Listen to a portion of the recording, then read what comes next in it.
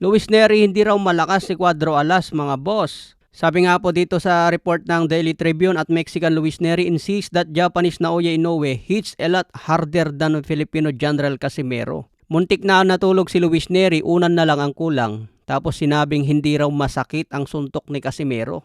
At malayong mas malakas raw po ang patama ni The Monster Inoue. Yung laban niya kay Inoue natapos hanggang round 6 at 3 beses bumagsak. Dito sa laban niya kay Casimero, 6 na beses po siyang bumagsak.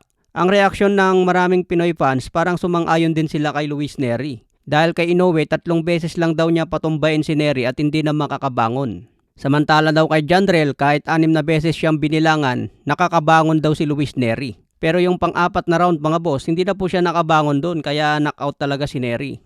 Pero syempre si Luis Nery ang nakakaramdam niyan mga boss. Kung sino ang mas malakas kay Inoue at Jandrel Casimero. Kaya nga malalaman na lang yan kung sakaling magtapat silang dalawa. Hindi nga raw nakapag-training ng 100% si Luis Nery sa laban na ito. Kaya parang ang lambot niya sa laban. Pero gayon pa man, hindi nakasalanan ni Casimero kung hindi ka nag-training. Sino ba naman kasing boksingero ang hindi mag-training ng maayos bago ang laban niya? Samantala, binabatikos nga po ang rankings ngayon ni Wonderboy Martin. Dahil number 1 po siya sa Super Bantamweight Division. Samantalang wala pa naman daw nakalaban si Wonderboy na malakas. Kaya itong ranking sa mga sanctioning bodies, binabayaran daw mga boss para lang umangat sa rankings ang mga boksingero. Katulad na lang po dito sa WBO ni Naoya Inoue kung saan number 1 si Carlames Martin. Kung tutusin, mas karapat dapat nga daw dyan si Casimero sa Super Bantamweight rankings. Dito kasi sa sanctioning bodies, matagal maglagay ng rankings dito dahil nire-review ng tao.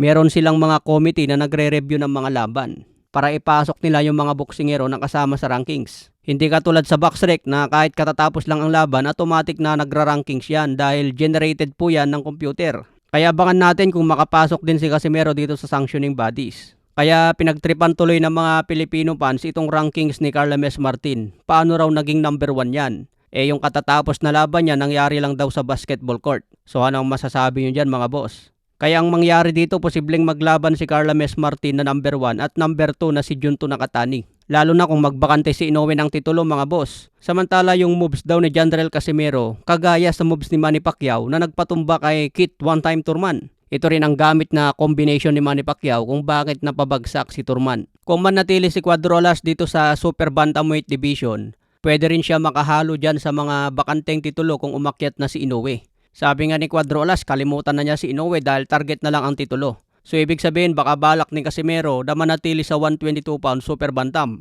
Pero kung ayaw niyang mahirapan sa timbang at mapiga ang katawan, pwede siyang umakyat ng 126. Yun nga lang, mas mabigat ang kalaban. Kaya abangan natin ang next fight ni Jandrel mga boss.